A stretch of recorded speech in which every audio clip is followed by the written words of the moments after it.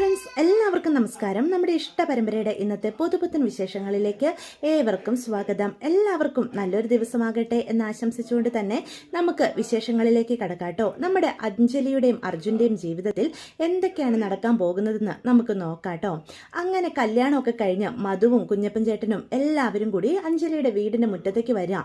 അല്ല, അഞ്ജലി എവിടെയെങ്കിലും കാണുന്നില്ലല്ലോ, അവളിത് എവിടെ പോയി? അകത്തുണ്ടാവും, നമുക്ക് അകത്ത് കയറി നോക്കാം എന്ന് കുഞ്ഞപ്പൻ ചേട്ടൻ അപ്പം മധുവിനോട് പറയണ. അത് കുഞ്ഞപ്പൻ പറഞ്ഞത് നേരാ, നമുക്ക് അകത്ത് കയറി കല്യാണ വിശേഷങ്ങളൊക്കെ അഞ്ജലിയെ അറിയിക്കണം, എന്നാലേ ഒരു സമാധാനം കിട്ടുള്ളൂ എന്ന് പറയാം. പെട്ടെന്നാണ് ആര്യ കരഞ്ഞോണ്ട് പുറത്ത് ഇരിക്കുന്നത് കാണുന്നത്. ഇതെന്താ കരഞ്ഞോണ്ടിരിക്കുന്നത് ആര്യ എന്ന് കുഞ്ഞപ്പൻ ചേട്ടൻ അപ്പം മധുവിനോട് ചോദിക്കാം. എന്തോ നടന്നിട്ടുണ്ട്, അരുതാത്തതെന്തോ സംഭവിച്ചതുപോലെയാ തോന്നുന്നേ. ആകെ അന്തരീക്ഷം മൂടിക്കെട്ടിയാണല്ലോ നിൽക്കുന്നേ. എന്തായാലും നമുക്ക് അകത്ത് കയറി സംസാരിക്കാം എന്ന് പറയാം. പെട്ടെന്ന് ആര്യയുടെ അടുത്ത് ചെന്നിട്ട് നമ്മുടെ മധുവും കുഞ്ഞപ്പൻ ചേട്ടനും കൂടി ചോദിക്കും, അഞ്ജലി എവിടെ എന്ന് ചോദിക്കാം. അത് കേൾക്കുന്ന ആര്യ വീണ്ടും കരഞ്ഞോണ്ട് നിൽക്കാം. ഇതെന്താ കരയുന്നേ, കാര്യം പറ എന്ന് ചോദിക്കുകയാണ് കേട്ടോ. അപ്പം ആര്യാണെങ്കിൽ അഞ്ജലിയെ വീട്ടിൽ നിന്ന് ഇറക്കി വിട്ടെന്നും അവളുടെ കല്യാണം കഴിഞ്ഞെന്നുള്ള കാര്യവും എല്ലാം പറയാം.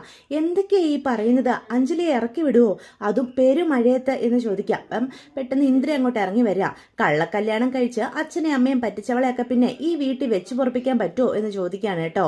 അന്നേരം ആര്യ പറയും, അമ്മയൊന്നും മിണ്ടാതിരിക്കാവോ, അഞ്ജലി എന്തെങ്കിലും ചെയ്തിട്ടുണ്ടെങ്കിൽ അതിന് വ്യക്തമായ കാരണം കാണും, അല്ലാതെ വീട്ടിലുള്ളവരെ വേദനിപ്പിക്കാനൊന്നും കൂട്ടു നിൽക്കുന്നവളല്ല അഞ്ജലി എന്ന് പറയാം. ഓ എടി പെണ്ണെ, ആദ്യം നീ എഴുന്നേറ്റൊന്ന് നടക്കാൻ നോക്ക്, നിനക്ക് പറ്റുന്ന വാക്കുകളൊക്കെ നീ പറഞ്ഞാൽ മതി, കടുത്ത ഭാരമുള്ളതൊക്കെ പറയാൻ നിന്നാലേ വയ്യാതാകും എന്നിന്ദ്ര പുച്ഛത്തോടു കൂടി പറയാം. അപ്പം മധുവും കുഞ്ഞപ്പൻ ചേട്ടനും പരസ്പരം നോക്കുക. എന്തൊക്കെയാ ഞങ്ങൾ ഈ കേൾക്കുന്നേ, അഞ്ജലിയുടെ കല്യാണം കഴിയുകയോ, കല്യാണം കഴിഞ്ഞെന്നും കരുതി അത് അറിഞ്ഞപ്പോൾ തന്നെ പെരുമഴയത്ത് അവളെ ഇറക്കി വിടാനോ? എവിടെ ശിവരാമൻ വക്കീൽ എവിടെ, എനിക്ക് അദ്ദേഹത്തോടെ സംസാരിക്കാനുള്ളത് എന്ന് കുഞ്ഞപ്പൻ ചേട്ടൻ പറയണം. സമയം നമ്മുടെ ശിവരാമനും ഇറങ്ങി വരികയാണ് കേട്ടോ. പിന്നാലെ തന്നെ ശ്യാമളയുണ്ട്. അപ്പം ശിവരാമന്റെ അടുത്തേക്ക് കുഞ്ഞപ്പൻ ചേട്ടനും മധുവും കൂടി ചെല്ലുക. എന്തായി കേൾക്കുന്നത് ശിവരാമൻ വക്കീലെ, നിങ്ങളെപ്പറ്റി ഞങ്ങൾ ഇങ്ങനെയൊന്നും അല്ല കരുതി വെച്ചിരുന്നത്. അഞ്ജലിയെ നന്നായി മനസ്സിലാക്കിയ ആളെന്ന അവളുടെ അച്ഛനെ പറ്റി അവൾ എപ്പോഴും പറയുക. എന്നിട്ട് അവളുടെ മനസ്സ് കാണാതെ പാതിരാത്രിക്ക് പെരുമഴയത്ത് അവളെ എങ്ങനെ നിങ്ങൾക്ക് ഇറക്കി വിടാനായിട്ട് തോന്നി എന്ന് ചോദിക്കാം.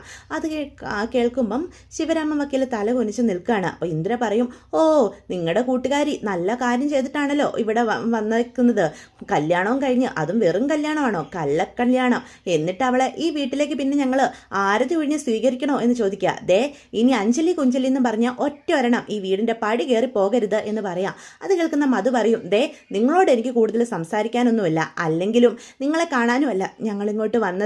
അഞ്ജലി ഇല്ലാത്ത ഈ വീട്ടിലേക്ക് ഞങ്ങളും ഇനി എന്തായാലും വരാൻ പോകുന്നില്ല. അതിനു മുന്നേ ശിവരാമൻ വക്കീലിനോടാ ഞങ്ങൾക്ക് സംസാരിക്കാനുള്ളത് എന്ന് ചോദിക്കാം. പെട്ടെന്ന് കുഞ്ഞപ്പൻ ചേട്ടൻ പറയും, വലിയ വക്കീല് എന്ത് പരിപാടിയാണ് ചെയ്തത്, അഞ്ജലിയെ അങ്ങനെ ഇറക്കി വിടാൻ പാടുണ്ടോ? എപ്പോഴും അച്ഛൻ്റെ അഭിമാനത്തിനു വേണ്ടി നിലകൊള്ളുന്നവളല്ലേ ഞങ്ങളുടെ അഞ്ജലി. അച്ഛൻ തല ഉയർത്തി അഭിമാനത്തോടെ നിൽക്കുന്ന കാണാൻ ഏതറ്റം വരെയും അവൾ പോകും. അതെല്ലാം എപ്പോഴും അറിയാവുന്ന ആൾ തന്നെ ഞങ്ങളുടെ അഞ്ജലിയോട് ഇങ്ങനൊരു തെറ്റ് ചെയ്യാമായിരുന്നോ? അവൾ അങ്ങനെ ഒരു കല്യാണം കഴിച്ചിട്ടുണ്ടെങ്കിൽ തന്നെ അതിന് അവൾക്ക് പറയാൻ എന്തെങ്കിലും കാരണം കാണും. അച്ഛനെയും അമ്മയെയും കുടുംബത്തെയും മറന്ന് ഒരു കാര്യം ചെയ്യുന്നവളാണോ അനുപമയല്ല അഞ്ജലി എന്ന് ശിവരാമൻ വക്കീൽ തന്നെ നാഴികക്ക് 40 വട്ടം പറഞ്ഞിട്ട് ഇപ്പോൾ അഞ്ജലിയോട് ചെയ്തത് ശരിയായിട്ട് തോന്നുന്നുണ്ടോ എന്ന് ചോദിക്കാം. അപ്പം മധു പറയും, ഇവരോടൊന്നും പറഞ്ഞിട്ട് ഒരു കാര്യമില്ല, ആ പെരുമഴയത്ത് അഞ്ജലിക്ക് എന്തെങ്കിലും പറ്റിയാലും ഇവർ നോക്കി നിൽക്കത്തേ ഉണ്ടായിരുന്നുള്ളൂ എന്ന് മധു പറയാം. അത് കേൾക്കുന്ന ശ്യാമള നിന്ന് കരയാണ് കേട്ടോ. അതുപോലെ തന്നെ ശിവരാമൻ വക്കീലിനും സങ്കടം വരുന്നുണ്ട്. അല്ല, ഞാനൊന്ന് ചോദിച്ചു നോക്കട്ടെ വക്കീലെ, ആ മഴയത്ത് ആ മരച്ചുവട്ടിൽ അഞ്ജലി ഇരുന്നപ്പം പെരുമഴയത്ത് ആ മരത്തിൻ്റെ ഒരു ശിഖരം ഒടിഞ്ഞ് അവളുടെ തലയിൽ വീണാൽ അവളുടെ അവസ്ഥ എന്താകുമായിരുന്നു? അത് കണ്ടാൽ പോലും നിങ്ങൾ നോക്കി നിൽക്കുമായിരുന്നു അല്ലേ? അവളോടുള്ള സ്നേഹം അത്രയ്ക്കൊക്കെ ഉള്ളൂ. ഇപ്പം മനസ്സിലാകുന്നുണ്ട് നിങ്ങളുടെയൊക്കെ മനസ്സിൽ അഞ്ജലിക്ക് എന്തുമാത്രം സ്ഥാനം ഉണ്ടായിരുന്നെന്ന്. പാവം, അവൾ വീട്ടുകാർക്ക് വേണ്ടി ഓടി നടന്ന് കഷ്ടപ്പെട്ടത് മുഴുവൻ വെറുതെയാ. അവളോട് അല്പം പോലും സ്നേഹമില്ല. സ്വന്തം മകളെ മനസ്സിലാക്കാൻ പോലും കഴിയാത്ത ഒരച്ഛനും അമ്മയും ആയി പോയല്ലോ നിങ്ങൾ എന്നൊക്കെ പറയാം. അപ്പം മധു പറയും, ഇനി ഇവരോട് സംസാരിച്ചിട്ട് ഒരു കാര്യമില്ല, നമുക്ക് പോയേക്കാം എന്ന് പറഞ്ഞ മധുവും കുഞ്ഞപ്പൻ ചേട്ടനും കൂടി അവിടെ നിന്ന് ഇറങ്ങി പോവാണ് കേട്ടോ. മധുവിൻ്റെയും കുഞ്ഞപ്പൻ ചേട്ടൻ്റെയും വാക്കുകൾ അഞ്ജലിയുടെ അച്ഛൻ്റെ അമ്മയുടെ മനസ്സിലേക്ക് തന്നെയാണ് തറച്ച് കയറുന്നത്. ഇതേ സമയം അഞ്ജലിയുമായിട്ട് നമ്മുടെ അർജുനാണ് വണ്ടിയിൽ തന്നെ പോയിക്കൊണ്ടിരിക്കുക. അമ്പാടിയുടെ വീട്ടിലേക്ക് പോകാനാണ് അർജുൻ്റെ മനസ്സിലിരിപ്പ്. അപ്പം അഞ്ജലിയോട് പറയും, അഞ്ജലി ഒരു മിനിറ്റ്, ഞാനൊന്ന് അമ്പാടിയെ വിളിച്ചു നോക്കട്ടെ, നമുക്ക് തൽക്കാലം അവൻ്റെ വീട്ടിലേക്ക് പോകാം. അതെന്തിനാ അവൻ്റെ വീട്ടിലേക്ക് പോകുന്നത്, രാജീവിൻ്റെ വീട്ടിലേക്ക് എന്നെ കൊണ്ടുപോകാൻ പറ്റില്ലേ എന്ന് അഞ്ജലി ചോദിക്കാം. അത് എങ്ങനെയാ ഈ കോലത്തിൽ എൻ്റെ വീട്ടിലേക്ക് കയറി പോകുക.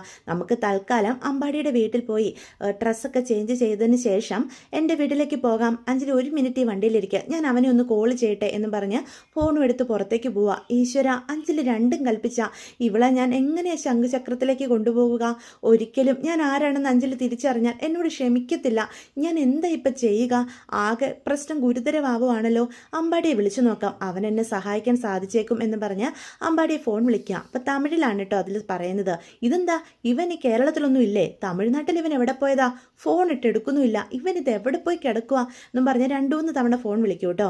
ഇതേ സമയം നമ്മുടെ മധു ആണെങ്കിൽ അഞ്ജലിയെ ഫോൺ വിളിക്കുന്നുണ്ട്. അപ്പോൾ 2-3 തവണ വിളിച്ചിട്ട് കിട്ടുന്നില്ല. അപ്പോൾ കുഞ്ഞപ്പൻ ചേട്ടൻ ചോദിക്കുന്നുണ്ട്, അവളെ വിളിച്ചിട്ട് കിട്ടിയില്ലേ മധു എന്ന് ചോദിക്കുക. ഇല്ല കുഞ്ഞപ്പ, വിളിച്ചിട്ട് കിട്ടുന്നില്ല. നമ്മളെയൊക്കെ അഭിമുഖീകരിക്കാനുള്ള മടി കാരണം അവൾ ചിലപ്പം മനഃപൂർവ്വം എടുക്കാത്തതാണോ? അപ്പോൾ പെട്ടെന്ന് 1 തവണ കൂടി വിളിച്ചു നോക്കുമ്പോൾ ബെല്ലടിക്കുന്നുണ്ട്. പക്ഷെ അഞ്ജലി ഫോൺ കട്ട് ചെയ്ത് വിടുക. എനിക്കും അങ്ങനെയാണ് തോന്നുന്നത്. ദേ ഇപ്പം ബെല്ലടിച്ചായിരുന്നു, അവൾ ഫോൺ കട്ട് ചെയ്ത് വിട്ടതാ. നമ്മളോട് എന്തു പറയുമെന്ന് കരുതിയാകും. ഒരിക്കലും അവളെ നമ്മൾ സംശയിക്കില്ല. അവളുടെ കൂടെയല്ലേ നമ്മൾ നിൽക്കുള്ളൂ. അവൾക്കൊരു പ്രതിസന്ധി വരുമ്പം കൂടെ നിൽക്കാനല്ലേ നമ്മൾ ഫ്രണ്ട്സ് എന്ന് മധു അപ്പം കുഞ്ഞപ്പൻ ചേട്ടനോട് പറയണം. അത് കേൾക്കുന്ന കുഞ്ഞപ്പൻ പറയും, അവൾ നമ്മളെ വിളിക്കുക തന്നെ ചെയ്യും. അവളുടെ മനസ്സിലെ കനലൊന്ന് അടങ്ങട്ടെ, അപ്പം നമ്മളെ വിളിക്കും. തൽക്കാലം നമുക്ക് അവളെ വിളിക്കുന്നത് നോക്കിയിരിക്കാം എന്ന് പറയുകയാണേ. ഇതേ സമയം കുറേ തവണ അമ്പാടിയെ വിളിച്ചിട്ടും കിട്ടാതെ അർജുൻ എന്ത് ചെയ്യണമെന്നറിയാതെ നിൽക്കുക. പെട്ടെന്ന് അഞ്ജലി അർജുൻ്റെ അടുത്തേക്ക് ചെല്ലുക. എന്താ അർജുൻ, അമ്പാടിയെ വിളിച്ചിട്ട് കിട്ടിയില്ലേ എന്ന് ചോദിക്കുക. ഇല്ല, അവനെ വിളിച്ചിട്ട് കിട്ടുന്നില്ല. അങ്ങനെയാണെങ്കിൽ നമുക്ക് അർജുൻ്റെ വീട്ടിലേക്ക് നേരെ പോകാം, അങ്ങനെ പോയാൽ പോരെ എന്ന് ചോദിക്കുക. പെട്ടെന്ന് അർജുൻ പറയും, തൽക്കാലം നമുക്ക് എന്തെങ്കിലും കയറി കഴിക്കാം. താൻ ഇന്നലെ മുതൽ പട്ടിണിയല്ലേ, എന്തെങ്കിലും കഴിച്ചിട്ട് നമുക്ക് എന്താണെന്ന് വെച്ചാൽ തീരുമാനിക്കാം എന്ന് പറഞ്ഞ് ഒരു വിധത്തിൽ അഞ്ജലിയും കൊണ്ട് ഒരു തട്ടുകടയിലേക്ക് പോവാണ് കേട്ടോ. എന്നിട്ട് അവിടുന്ന് ആഹാരമൊക്കെ മേടിച്ചു കൊടുക്കുക. പക്ഷെ അഞ്ജലി ഇപ്പോഴും ആകെ വല്ലാത്തൊരു മാനസികാവസ്ഥയിലാണ്. രാജീവ് തന്നിൽ നിന്ന് എന്തൊക്കെയോ മറയ്ക്കുന്നുണ്ടോ എന്നൊരു തോന്നൽ അഞ്ജലിയുടെ മനസ്സിലേക്ക് കടന്നു വരുന്നുണ്ട്. അഞ്ജലിയുടെ ആ നോട്ടം കാണുമ്പം എന്ത് ചെയ്യണം, അഞ്ജലിയുമായിട്ട് എങ്ങോട്ട് പോകണം? ശംഖുചക്രത്തിലേക്ക് ഒരിക്കലും പോകാനായിട്ട് സാധിക്കില്ല. അല്ലെങ്കിൽ തന്നെ താൻ രാഘവനുണ്ണി വക്കീലിൻ്റെ മകനാണെന്നറിഞ്ഞാൽ അഞ്ജലി ഒരിക്കലും തന്നെ അംഗീകരിക്കില്ല എന്നൊക്കെയുള്ള 100 ചിന്തകളാണ് കേട്ടോ നമ്മുടെ അർജുൻ്റെ മനസ്സിലേക്ക് കടന്നു വരുന്നത്. ഇതേ സമയം അനുപമയാണെങ്കിൽ അഞ്ജലിയെ ഫോൺ വിളിക്കുക. അപ്പോൾ ആദ്യം എടുക്കാതിരിക്കും. വീണ്ടും വിളിക്കുമ്പം അഞ്ജലി ഫോൺ അറ്റൻഡ് ചെയ്ത് ഹലോ എന്ന് വെക്കുക. അല്ല, നീ എവിടെയാണെന്ന് അറിയാനായിട്ട് വിളിച്ചതാ. ഒരു ചേച്ചിയുടെ ഉത്തരവാദിത്വമാണല്ലോ വീട്ടിൽ നിന്ന് ഇറക്കി വിട്ട അഞ്ജലി അനിയത്തി എവിടെയാണെന്ന് അറിയേണ്ടത്, അതുകൊണ്ട് വിളിച്ചതാടി എന്ന് പറയാം. നീ നിൻ്റെ കള്ള ഭർത്താവിൻ്റെ കൂടെ എവിടെയെങ്കിലും ഊരു ചുറ്റും നടക്കുമായിരിക്കും അല്ലേ? നിന്നെപ്പറ്റി പറയുമ്പം ശിവരാമകൃഷ്ണൻ വക്കീലിന് എന്തൊരഹങ്കാരമായിരുന്നു.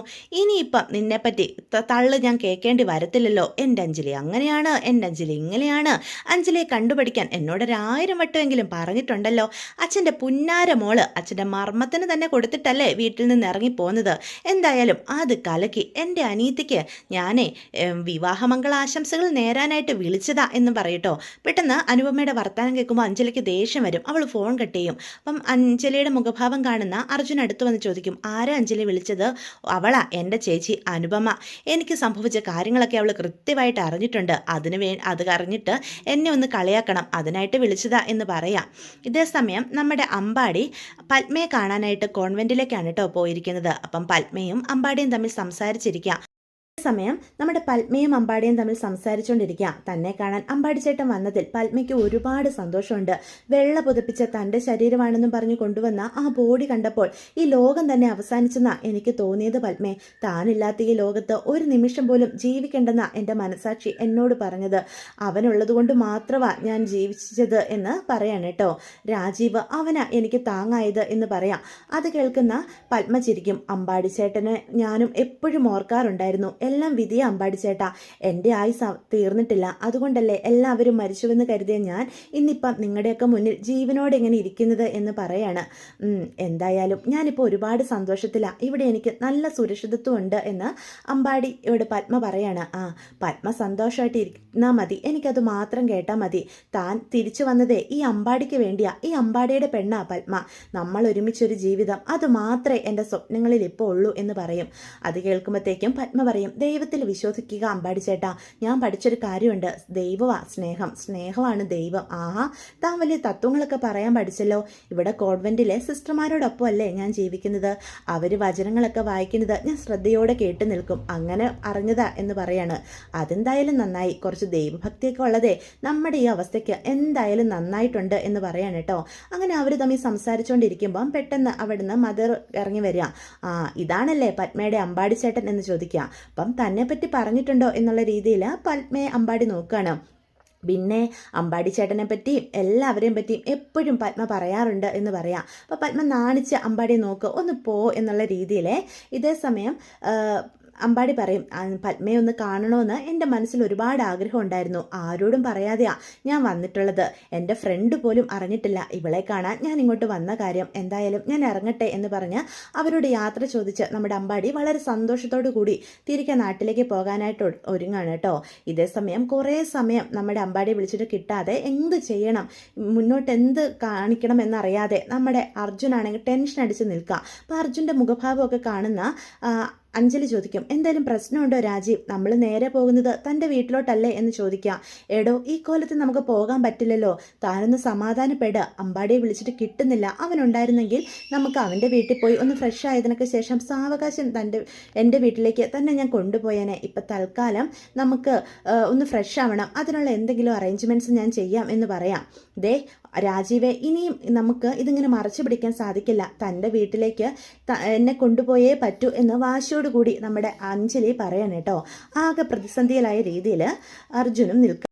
സമയം അനുപമ നല്ല ടെൻഷനിലാണ് കേട്ടോ. അഞ്ജലി ഫോൺ വെക്കുകയും ചെയ്തു. ഇനിയിപ്പം അർജുൻ്റെ കൈയും പിടിച്ച് അവളെ ശംഖുചക്രത്തിലേക്ക് എങ്ങാനും കയറി വരുമോ എന്നുള്ള ഭയം അനുപമയ്ക്ക് ശരിക്കും ഉണ്ട്. അങ്ങനെ സംഭവിച്ചു കഴിഞ്ഞാൽ അഭിയും അവളുടെ പിന്നാലെ തന്നെ നടക്കും. എൻ്റെ ജീവിതം ഇല്ലാതാകും. അതൊരിക്കലും അനുവദിച്ചുകൂടാ.